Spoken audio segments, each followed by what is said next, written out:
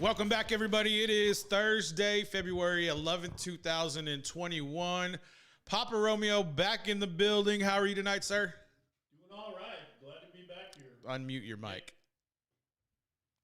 Glad to be back here. All right, there he is. I'm just learning how to run this stuff here. He's done a good job, everybody. I know that you've seen, I think this is his fourth show already, so he's kind of getting into the more advanced stages, so big shout out for Papa Romeo doing a fantastic job tonight on the board. It is a complicated board. Shout out to Rodecaster. Make a wonderful product. Hashtag no ad, but it is a wonderful piece of equipment. Tom Brady had a savage afternoon. Many people partied all the way into the wee morning. I don't think Tom was one of them, but we did notice, the eagle eyes of Papa Romeo did notice how a left knee was wrapped as Tom Brady was shimmied out of the potentially Tijuana holding cell he was in. Not really, it was the Tampa Marina.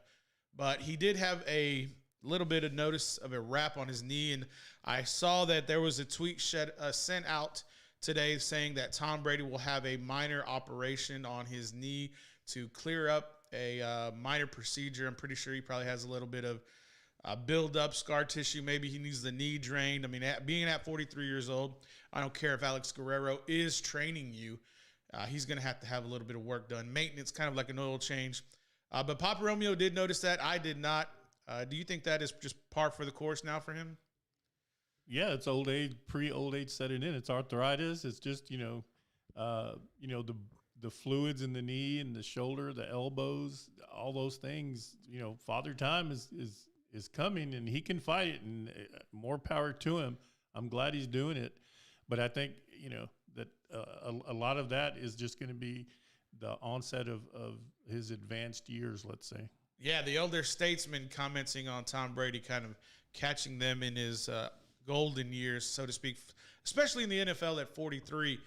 It is a fun day. It's Thursday. We're going to be talking about a little bit of Russell Wilson potentially going to the Lone Star State, a little bit of recruiting mid-show, dabble into college football. The University of Texas releasing their football schedule for the 21 season, and seeing about Jimbo Fisher having a quick soundbite from a prominent show on the E's, the P's, the S's, and the N's, and kind of get his thoughts about being left out, potentially snubbed out of the college football playoffs this past season. And when we get wrapping up the show, we'll probably talk a little bit more about what Papa Romeo's been doing here. It's been a frigid Thursday, a blue northern blew in. I was looking at the radar, and you start seeing different colors that you're not accustomed to. Blues and reds and yellows we're pretty accustomed to, but when you start seeing purples and pinks and different colors like that, it just makes things a little more scary. Papa Romeo, how have you been how have you been dealing with these colder temperatures that we experienced today, probably moving through Tuesday of next week? Oh, I drink a lot of coffee, the hot chocolate, and I wear a big coat and drink a lot of tonic water. Do you find yourself using more layers now? Do you have that kind of being the need? Yeah, the older you get, the chillier you get, because you don't have the tolerance for the cold as you did when you were younger. Yeah, that's kind of what I have right now. I steadily wear shorts and flip flops inside the house when I'm just kind of hanging around, taking care of business. But there was something noticeable today. Russell Wilson's camp is obviously dissatisfied with how things are going in Seattle. And I think he kind of let that be known when he was having his little moment with Roger Goodell at the Super Bowl, while his wife kind of told Roger Goodell his frustrations. With that being said, Team 3, that's Russell Wilson's number, Team 3 is probably letting some information out that he'd like to go down to a certain team that needs a quarterback but doesn't have one under contract, or the other disgruntled one. Now, keep this in mind. This is all speculation, but I'd like to see Dak Prescott not get franchise tagged, but deal get done. That would be a blockbuster move for Jerry Jones and the Dallas Cowboys for some way, somehow, to get Russell Wilson to Big D and lead that team into the 2021 season. Papa Romeo's already shaking his head. I'm sure there's other Dallas fans out there maybe speculating or thinking this is a bunch of hogwash. But right now, for me, I think it's all in on Russell Wilson to get him down to Dallas because that's a proven commodity who has won a Super Bowl, played in 2 Super Bowls, and can probably take any offense that Mike McCarthy comes up with and overcome defenses, well, the lack thereof, he's had in Seattle for the past 2 years. How old is the coach at Seattle?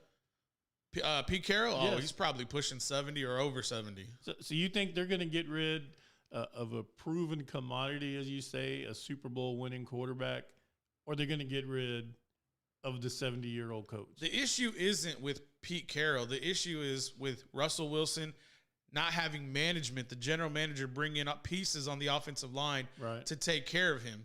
Well, Dallas does have those kind of pieces in place, and I think that's the issue right now where Russell Wilson's sick and tired of getting hit for no reason, running for his life half the game. But how much influence does Pete Carroll have in that scheme that he apparently, as the head coach, is pushing there? I mean, is this an issue for the owner who says, hey, I don't have enough pieces, I just need a couple of more? Or is it the head coach who's saying, oh, no, my system will work, just stick to the system, it'll work? And then, of course, you have your quarterback saying, no, it's not. Well, it's a bigger issue if you're going to go ahead and lump Pete Carroll into this because if you're going to lump Pete Carroll into this, now the Seattle management team has a bigger issue on their hands. They're potentially going to lose their coach and they're going to lose their franchise quarterback. So I could give 2 shits of what Pete Carroll has to think. But moving forward, Russell Wilson is the guy who I think Dallas needs to go after. Make that blockbuster trade so that you can secure a proven guy who has the hardware, just like Tampa Bay did with Tom Brady, and put Dallas in a position to not just be a divisional title contender, but be a conference title contender where you can get to the Super Bowl. Now, I'm not saying they're going to win it. Right. But with the pieces in place, a new defense coordinator, hopefully he gets his side of the ball taken care of to where they're not losing the game. They can kind of maybe keep up their end of it, but not lose it. And you have a quarterback that comes in and has a delight of plethora of talent on the outside and as well as in the backfield, because I think a new energy is needed in Dallas. And it's not going to be the same guy with Dak Prescott. The energy will not be there if Dak Prescott comes back. It'll be hey, good guy, we're glad you're back. But the energy that a Super Bowl winning quarterback can come and bring to a team, I think, is phenomenal. Look. The point I'm making is, do you not see the trend in the NFL where football organizations are being told by their employee, i.e., the quarterback, how to run their business? Do you not see the trend? First, it was Houston. Okay, now it's the Seahawks. I mean, who's next? What are you doing? What are you doing here? I'm not doing it. I'm talking to you. What do you mean? What am I doing? What do you mean? Like bringing? Like, don't the players have a say on where they want to go to win? They're the employees. Don't they have a say in their management? They can have 2. See, that's the thing. I think they have their association. They have people that can have their protected, and at the same time, if the market is saying a quarterback has the ability to earn a certain amount of wage. And this is the other part of the conversation. The cap hit for Russell Wilson in 2021 is $32 million. For 2022, it's $37 million. Dak Prescott wants 40 and over right now. You have a proven commodity, a quarterback that's going to go in and take a lesser amount of money. Granted, if they do very well in the first part of the season, maybe a contract gets redone. Because I'm telling you, all the money in the world isn't going to fix the Cowboys. But it did, apparently, I guess it did in the 90s whenever there was no cap. But there needs to be a new energy. Point to you?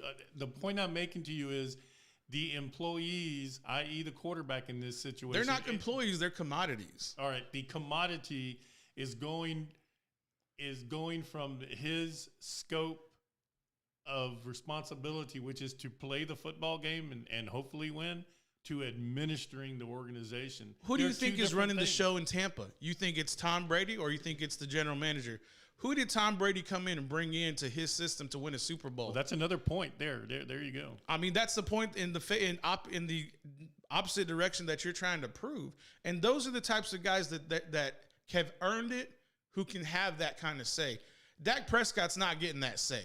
Absolutely not. But the guys who have rings are going to have that say. I promise you, in Green Bay right now, Aaron Rodgers is a guy who's going to say, if y'all don't meet X, Y, and Z, just get me out because I don't want to be here. They're going to unload the guy. Maybe. They're going to unload him. But the point is that you want a guy who could give you an opportunity of winning a Super Bowl. And the guys with rings are the guys who can do that. Like all employees have ideas and they can contribute their suggestions to the ownership and to management.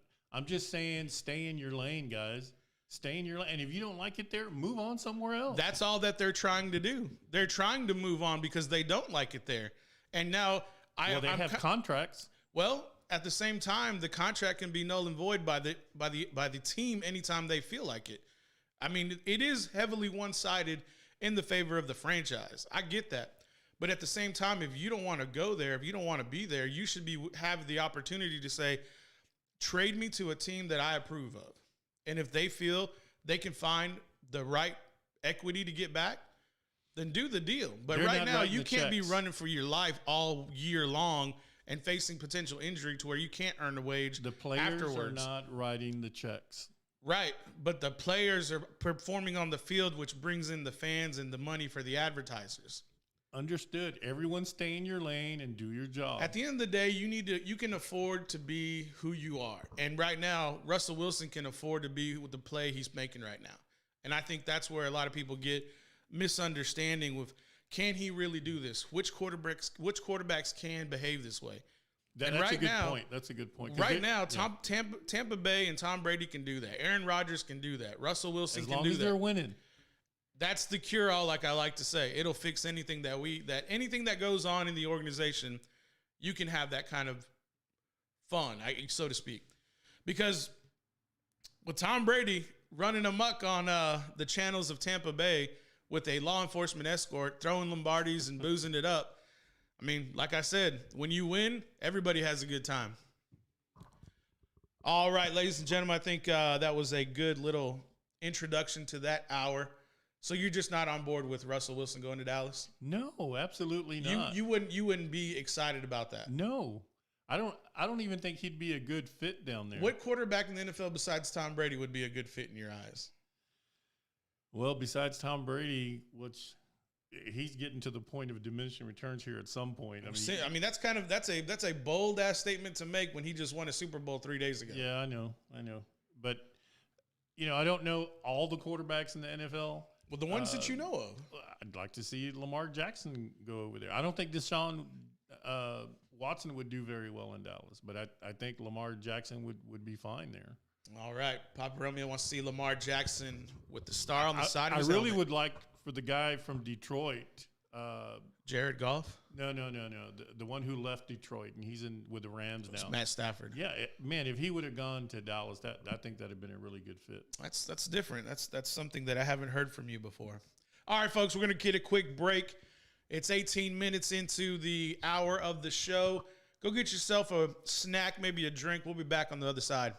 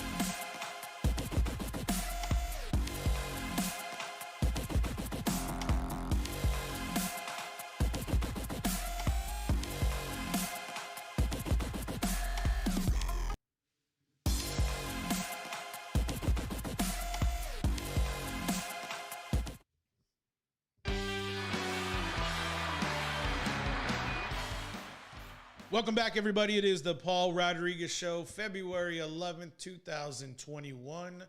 Excuse me. The recruiting period is kind of wrapping up a little bit just after National Signing Day. Although a lot of the underclassmen, the 22 and 23 kids, are kind of getting offers, still kind of rolling in. Let's highlight real quick the 21 class who have committed. Running back out of Vandergrift, Bowen Lewis, the all-state running back, had just committed to St. Anselm. Very cool to see the young man going to New Hampshire to continue in his education as well as playing football. Up north, Emmanuel Abina is a defensive athlete out of Georgetown who was getting receiving offers yesterday. Picked up another one today by Westminster College, a D3 school. To see him kind of get more offers scrolling in is really cool to see that as well. And then Austin Welton, the DB out of Rouse High School.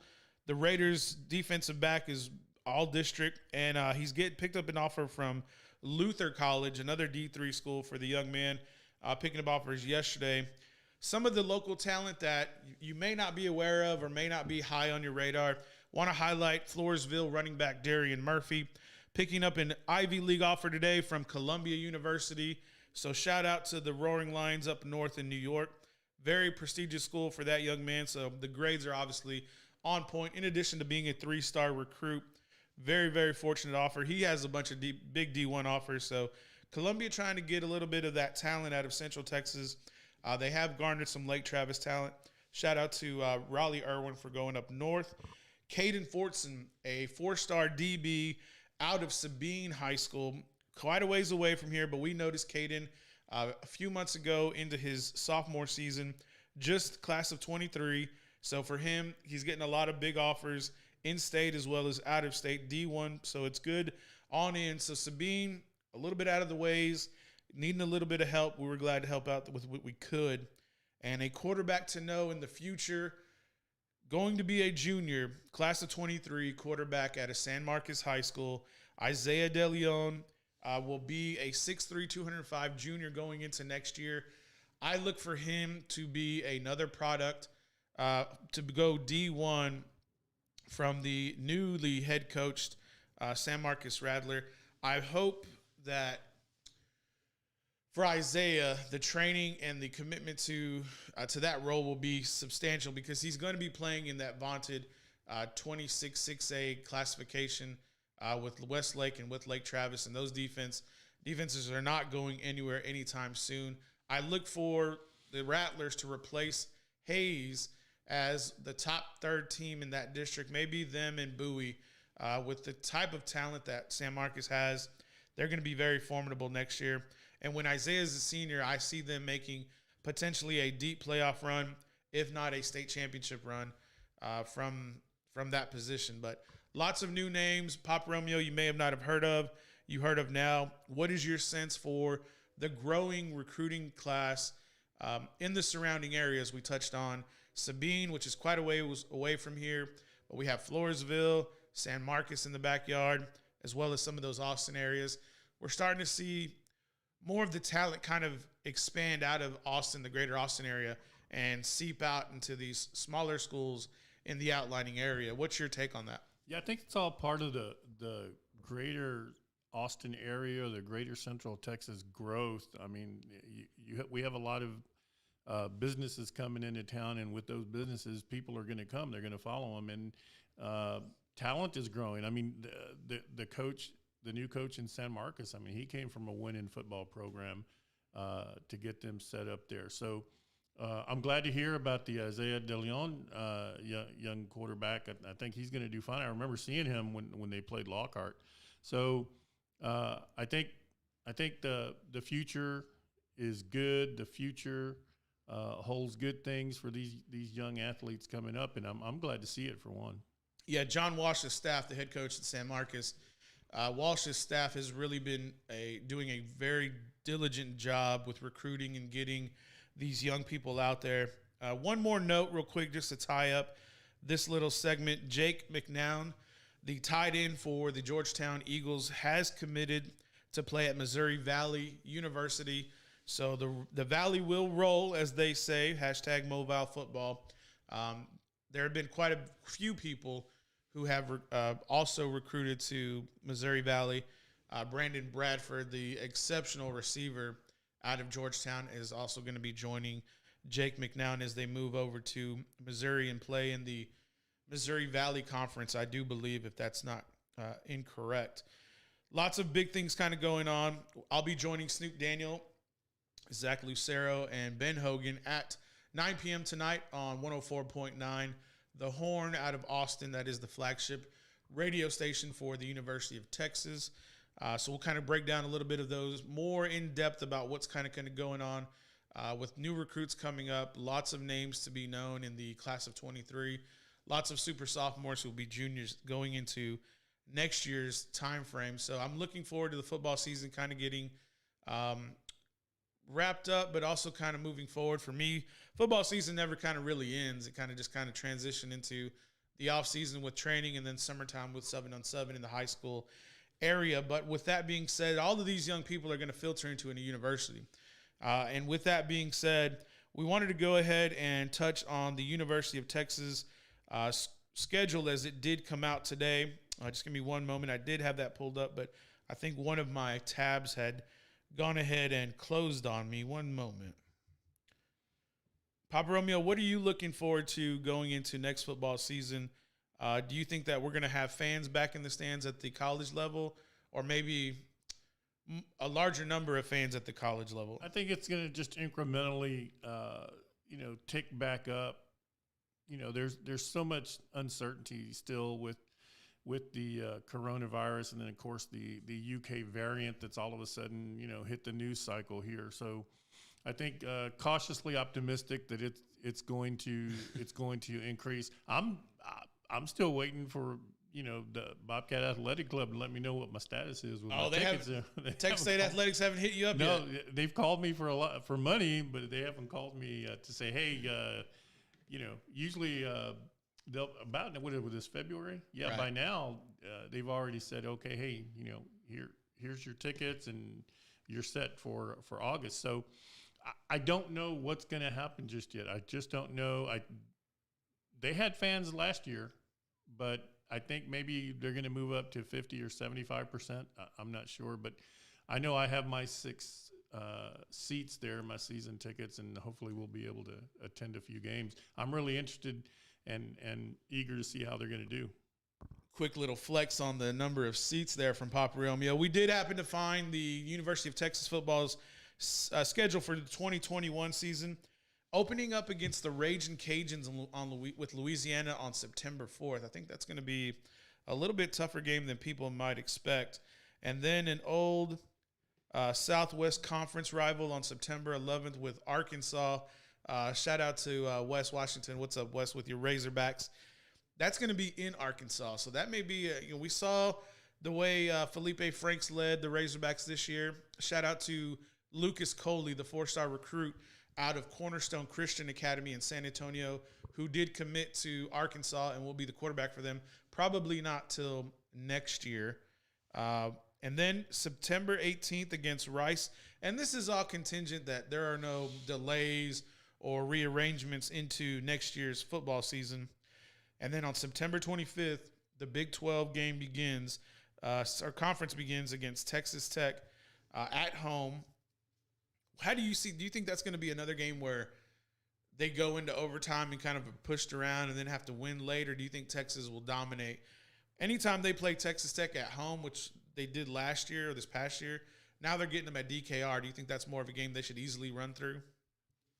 I think they're going to run through it, but not easily. Tech always gets up for them, and they play them tough because, UT is overall a better team overall. Mm-hmm. And Sarkisian, on paper, they're the sexy team on paper. So when Sarkisian comes in, how well is the team going to adapt to his philosophy? Are they going to run the offense the way? Does he have the players to do what he needs them to do? And does he have the defense to stop, a run and shoot offense like Tech? So it's going to be an interesting game. I think it'll tell a lot about where Sarkisian's program is going. Should they win big? Yeah, I think that Arkansas matchup on September 11th will really be the litmus test to kind of see how they fare, especially against an SEC moderate power in the SEC. Now, Arkansas did push some teams to the brink. They didn't win a whole lot, but they did push some SEC teams around a little bit. October 2nd at TCU should be a very defensive, strong game there. And then October 9th, the Red River rivalry against Oklahoma. Does Spencer Rattler and his team pull the W over the first-year head coach in Sarkisian? I think they do, personally. I think they do too. Yeah. But, we can all sit here and prognosticate all we want, but Oklahoma, for some reason, has Texas' number. They're going to be a lot better than they were this year, and I think that's Oklahoma or Texas? Oklahoma will be a lot better than they were this past year, just with Spencer Rattler getting another year under his belt. But if Texas shocks the world with Oklahoma, and Oklahoma's probably going to be ranked top 5 in that game, and Texas, because they're Texas, as long as they don't have an L getting up to that October 9th matchup. But hold on real quick. Before they get up to that October 9th matchup, Texas should be in the top 15 in the nation. Go ahead. But my point is always, for all the teams, comes back as, are we talking about Texas in the context of their offense or in the context of their defense? Overall is where I'm talking about, where they'll be. Now, if Sarkisian brings in the right DC and he gets his special teams playing, at a high level, I mean, it's looking good for the Horns. Yeah, and I'm not saying they will beat Oklahoma, but I'm just saying if it's done, everybody plays well, and every special teams and defense scores in their side of the ball, I think it could be a good upset. October 16th, Oklahoma State. October 30th at Baylor. November 6th at Iowa State. Then November 13th against Kansas. November 20th, West Virginia. And wrapping up the season, November 27th at home against Kansas State. Quite a litany of teams there. I think only the Oklahoma schools really give them the biggest test. Very favorable schedule, in my opinion, for Texas. Very favorable. I mean, it's. I mean, I'm not gonna say it's an easy ride, right? But I'm gonna say it's there for them to compete for the Big 12 championship. It really is, because right now there's just like with every new incoming winning coach, there's high expectations, especially in Austin. There's high expectations. And that first game against the old Southwest Conference, team, second game. That's the second game, right? Louisiana Raging Cajuns is the first, September 4th. Okay, but so when they play Arkansas, is my point. That'll tell you, because Arkansas is not the Arkansas of the old. Not even close. I mean, they're just not. But how handily are they going to defeat these teams? That's what's going to give you an idea. Are they gonna play football the way Alabama plays football and just knock people out, or is this going to be a competitive game where they're separated by a field goal, they're separated by one touchdown, by a possession, this, that, and the other? So we'll see. Yeah, they cannot have what they had last year against those games with TCU and with Texas Tech going into overtime. That's just not going to be conducive to their success, especially with Sarkisian in his first year. We're going to go ahead and take a break here in about 20 seconds. When we come back, we're going to talk about how Jimbo Fisher had a little sit-down conversation on a very prominent show with Paul Feinbaum and get his take on if we should expand the college football playoff. When we come back, go get a snack.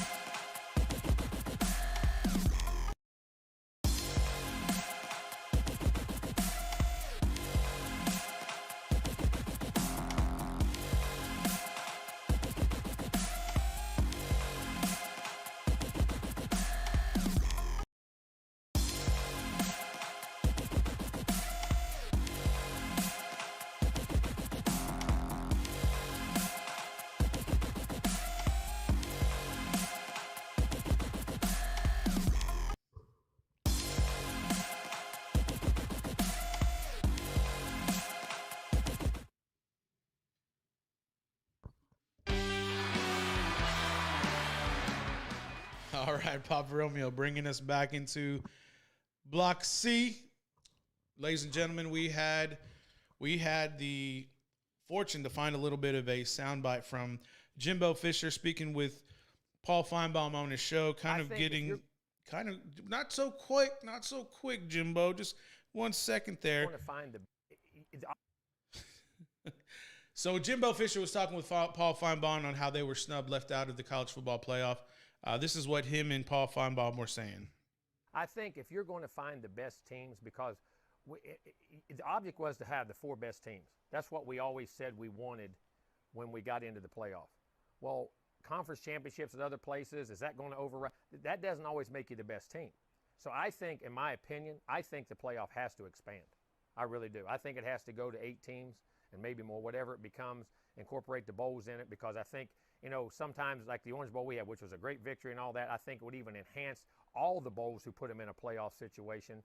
And I think you'd find the best teams in the playoff. I think with 4, you're still leaving it out a little bit, in my opinion, because other conference championships, the 2 or 3 teams may be in the best conference. I don't know. I'm not trying to go against conference champions, but I think if you're going to really find the best teams and find them out, I think you have to expand the playoff, incorporate the other bowls into it, and let everybody get a piece of that and the way it's got to go forward. With Jimbo having that mindset, I think that kind of follows a lot of what the Aggies had felt kind of when they were left out after that selection Saturday. And I don't really disagree with what he says, just purely on the fact that you could kind of merge a lot of these bowl games into potential playoff games as you expanded it with easily with a 16-team, possibly with a 32-team playoff system with a lot more teams involved in each of those bowl games, and people can still make their money. But I'm pretty sure the reason it won't happen, or probably not as quickly as it should, is just the right people are probably not going to get their piece of the pie or as big as they're accustomed to having.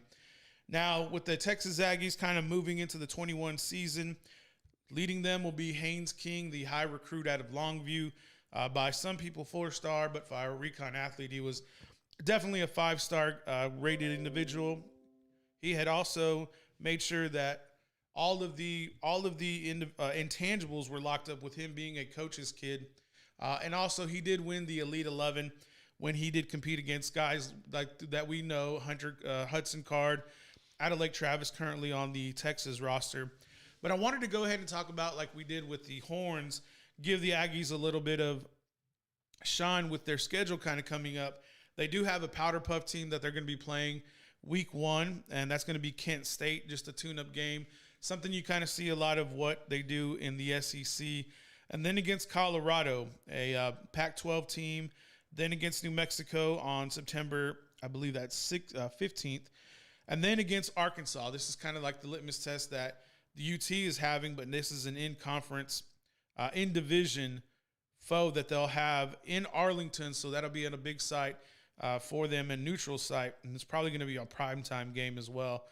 Do you see A&M kind of running through those first few teams? You had Kent State, New Mexico, Colorado, and then Arkansas. Do you see that as a smooth kind of flow as they kind of move forward? That's an easy ride, yeah, for them. Even the Arkansas game, because they own Arkansas for some reason, and the only reason I think they're playing in Jerry World is because that's Jerry's alma mater there. That's exactly right. And then Mississippi State on October 2nd, and then the vaunted game, Alabama, is going to be at Kyle Field on October 9th.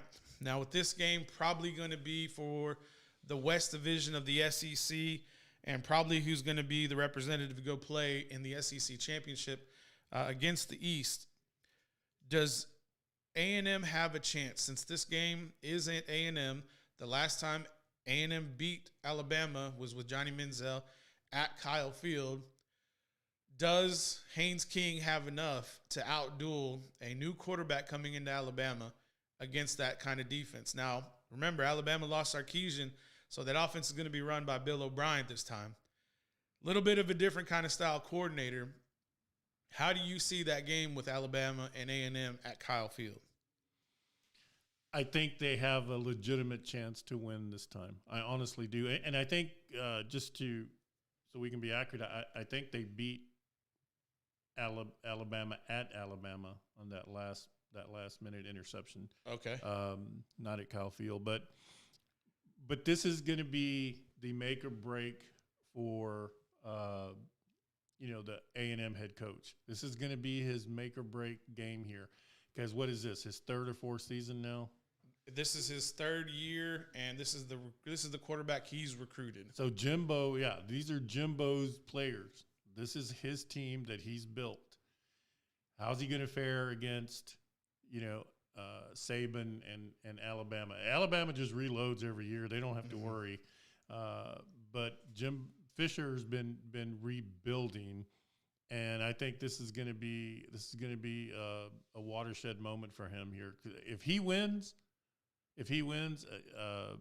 and beats them, and I'm not saying he's got to beat them by 3 touchdowns. If they just win, that'll be huge for A&M. That'll be huge for the SEC.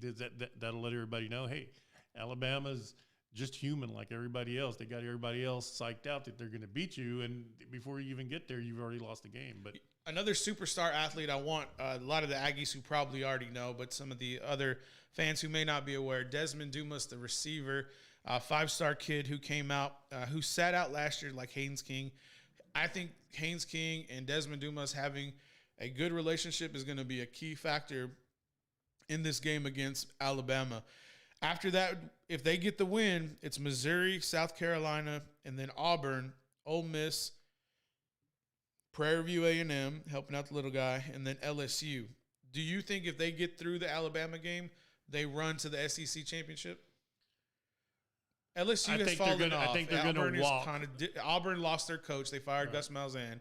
So it's kind of, if this is the year, it's the year. Notwithstanding the number padding games like the Prairie View game, and Haynes can get his numbers up there, and so can the other skill players. But I think it's going to be, they're not going to run with it, but they are going to walk through it if they can get by A&M.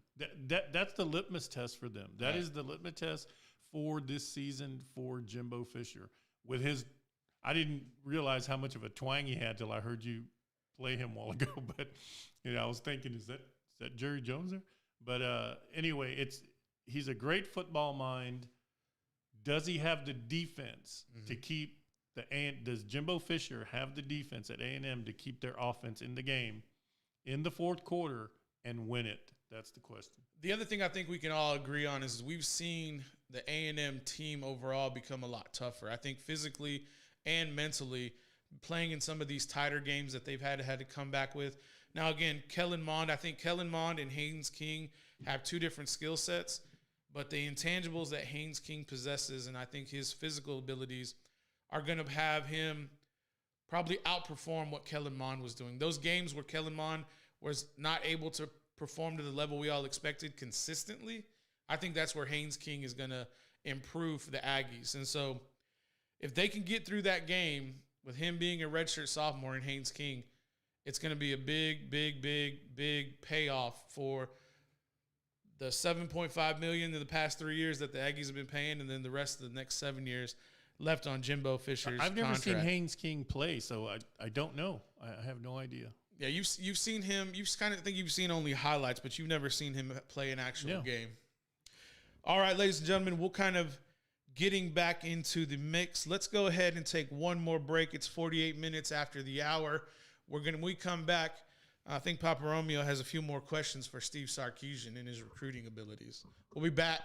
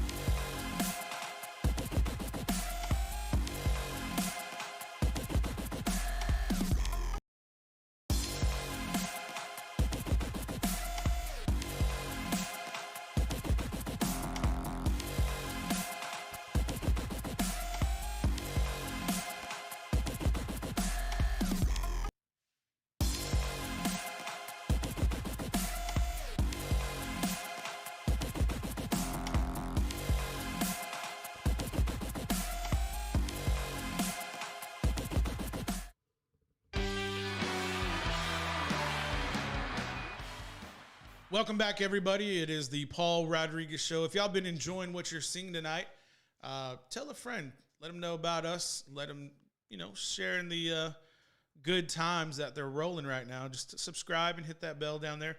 We'll let you know when we're going live every Monday through Friday, 7 p.m. Maybe we'll go a little bit longer than an hour. It just kind of depends on some days. Papa Romeo, we were talking about the officiating in the games earlier in the week. And you had some comments about, Tom Brady and the officials. Give the people your thoughts. Well, you're always, riding me like when Dallas is losing. I'll say that was a bad call. The refs are in on it. They're doing this. They're doing it. And you're like, it's part of the game. Don't worry about it. That's what they do. And then in this game, you were upset about the officiating. And I started giving you a hard time, and I said, well, maybe that female referee has a crush on Tom Brady. I don't know. Why would she have a crush on Tom Brady? Why do guys have man crushes on Tom Brady? I don't know. Yeah, that is kind of interesting how some of those guys have like bromance feelings about Tom. Yeah, they do. I don't know. I mean, maybe she did. And if she did, do you think that like? No, I was just talking. Now I think it's true. No, I mean, really? I mean, maybe. I don't know, but I will concede that there were at least 2 calls. I completely agree with you that went against KC. They should not have been called. But the referees are part of the game, as they say. Yeah, I think it's total bullshit. Anyway, moving on with the Kansas City Chiefs the beeper losing. didn't work. Oh, there's no beeper. There's no bleep here. This is a show for adults. We already selected that button on YouTube for not for kids. Steve Sarkisian, I know a lot of people have been talking about, can he recruit? Will he get the big names? What has he done for me lately? And I think that's probably going to be the question a lot of people want to know. Papa Romeo was one of those. What are you expecting? Are you expecting like 4- and 5-star only? Are you expecting 5-star only? What is your measuring stick for success in recruiting when it comes to Steve Sarkisian and the University of Texas? Is he going to be able to recruit in Central Texas, the high talent? Is he going to be able to keep certain recruits that are waffling a little bit right now? They're like, well, no, I'm not going to go after all, because I think there are a couple of players that decommitted from UT. So is he going to keep those guys or going to get them back? And who is he recruiting that's a big name? That's what Recon does. So what's happening there. So how did he do, in the first few months he came over? So for the big guys in the Austin area, we'll talk about Cade Klubnik. We'll talk about Connor Robertson. We'll talk about Braylon Edwards. We'll talk about Caleb Burton. Who else are we talking about? Jaden Greathouse. Keaton Kubeka. Those guys have all been, Cade and Jaden were all re-offered. Now, that's a 5-star and a 4-star kid. They were both re-offered and made that announcement publicly that they were re-offered by this new regime at the University of Texas. Now, on the flip side, great. Re-offers are fun, but commitments are where it's at. Right. And let me tell you a little bit about the commitments that just occurred this past few days ago on the 2nd of February. The running back athlete, Jaden Blue out of Klein Kane out of Houston, 4-star young man, commits to the University of Texas under Sarkisian's watch. Then we have Armani Winfield out of Louisville, who committed on January 12th, 2021.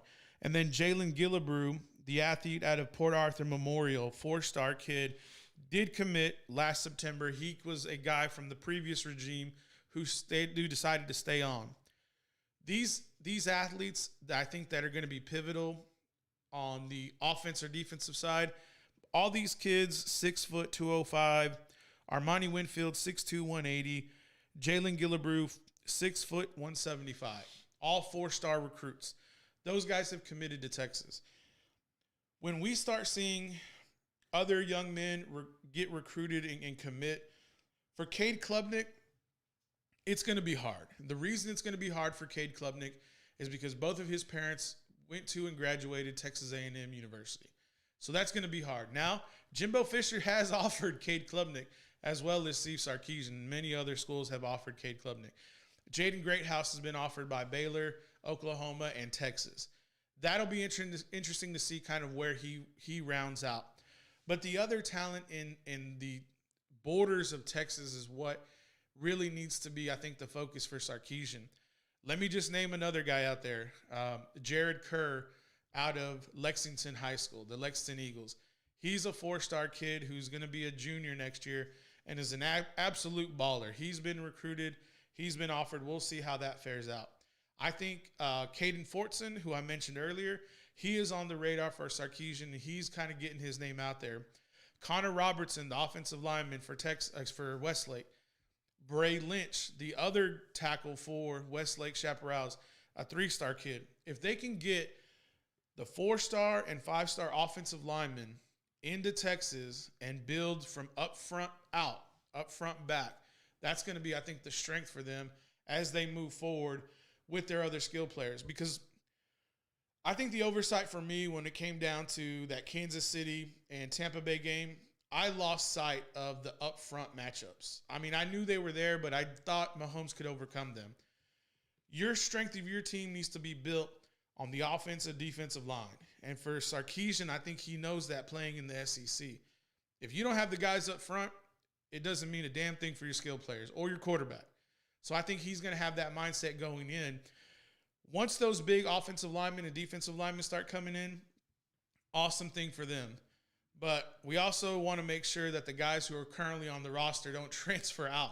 So to keep them, and what's going to do that? Winning. And you're going to have to win in big games, and you're going to have to win some championships. And so if they can do that in year one, if they can walk away with the Big 12 title, you can lose to Oklahoma in the regular season and still go play for a Big 12 title at the end because you'll be the last 2 teams standing. But you can't lose to Kansas State. You can't have tight games against Texas Tech. You have to win outright. You can't lose to TCU. For Texas to be successful, they're going to have to win out. And if they can win out, I mean, it would be a hell of a – and let's say A&M wins out, everybody will get their dream to have maybe A&M and Texas play in a semifinal championship at one of these big bowl games for the college football playoff. Now, that would be fun to see.